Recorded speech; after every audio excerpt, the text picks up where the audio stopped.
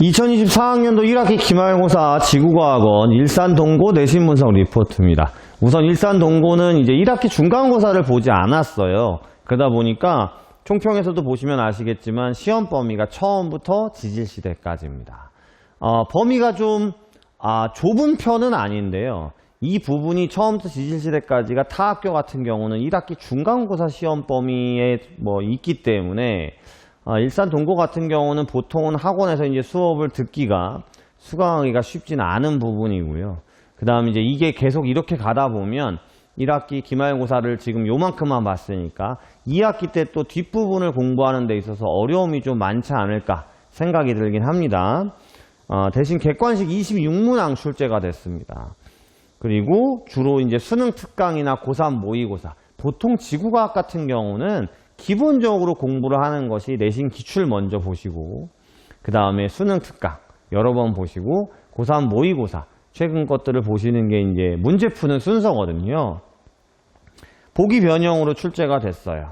그리고 판의 경계 부분과 복강 문제 2문항 정도가 자세하게 출제가 됐고요. 아무래도 이 앞부분 처음부터 지질시대까지 부분에서는 학생들이 판의 경계, 속도, 그 다음에 이제 복각이라고 하는 부분이 이제 태어나서 처음 보게 되는 부분이거든요. 이 부분의 문제가 제일 까다롭고 이해가 어렵다고는 합니다. 그래서 일산동고 시험 문제도 그 2문항 정도가 좀 많이 까다로운 편이었고요. 나머지는 얼마만큼 기본 개념에 대해서 잘 외우고 이해하고 있느냐라는 걸 묻는 기본 문항이 출제가 됐기 때문에 아까 말씀드린 그 판의 경계와 복각 그 2문항에서 1등급이 결정되지 않았을까라는 생각이 듭니다. 아무래도 1학기 기말 범위가 이제 타 학교에 비해서 특이사항에도 똑같은 내용을 써놨습니다만 타 학교에 비해서 범위가 워낙 많이 다르다 보니까 조금 준비하는데 어려움이 있었을 걸로 보여요. 대신에 이 상대 연령부터 이제 절대 연령 이 파트가 또 고3 모의고사 같은 데서는 생각보다 많이 난이도가 높고 까다롭고 어렵거든요. 아무래도 상대 연령 같은 경우는 부정합이라든지 그리고 전통적으로 학생들이 많이 어려워하는 땅을 파고 들어가서 깊이에 따라서 이제 연령이 달라지면서 이 땅의 모양을 유추하는 이런 문항이 굉장히 까다로운데 이 부분의 문항은 상대적으로 적고 난이도가 낮았어요. 그런 특징이 있다라고 보시면 될 것 같습니다.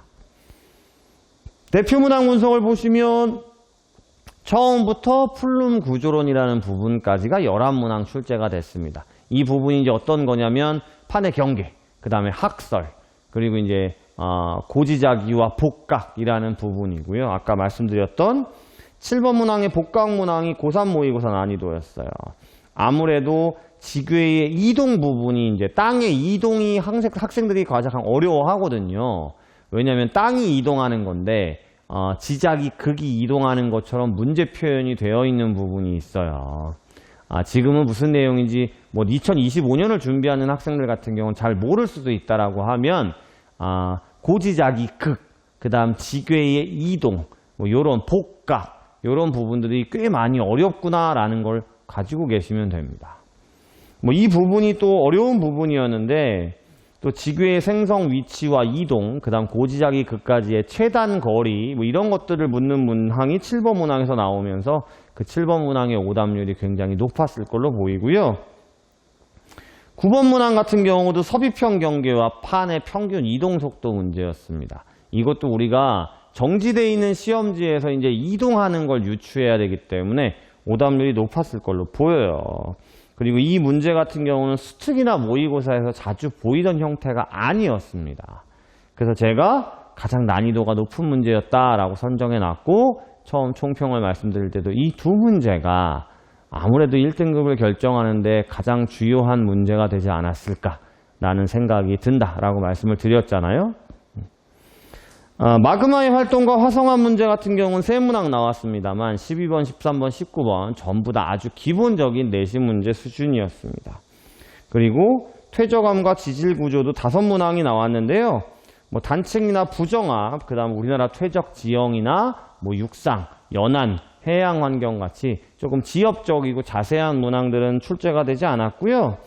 대신 17번에서 이제 기계적 풍화, 화학적 풍화라는 용어가 나오긴 했어요. 이 용어는 잘 설명을 안 하는 용어인데 이런 문항이 출제가 됐고요. 그 다음에 지층의 연령과 지질 시대에서 총 7문항 나왔습니다만 이것도 크게 난이도가 높은 문항이 출제되진 않았습니다. 22번의 방사성 탄소 문제가 가장 타 학교에서 안 나올 만한 문제였고 나머지는 평이했는데요. 이 방사성 탄소 문제는 저희 같은 경우는 수업 시간에 아예 그 내용을 학생들한테 정리해주고 보라고 했었기 때문에 뭐 학생들은 대비하는 데는 크게 어렵지 않지 않았을까 생각이 들어요. 자, 아무튼 일산동고 시험을 준비하는 친구들은 중간고사를 보지 않은 것이 아마도 내년에도 가지 않을까 생각이 들고요. 그러니까 생각하셔야 될 건 중간고사를 보지 않으니까 좀 편하다라는 게 아니고요. 중간고사를 보지 않으니까 이 시험 하나가 없어졌잖아요. 그러니까 2학기 때는 굉장히 많은 부분의 공부를 해야 되기 때문에 미리미리 조금씩은 익숙해지는 것이 좋지 않을까라는 걸 보여주는 시험이었습니다.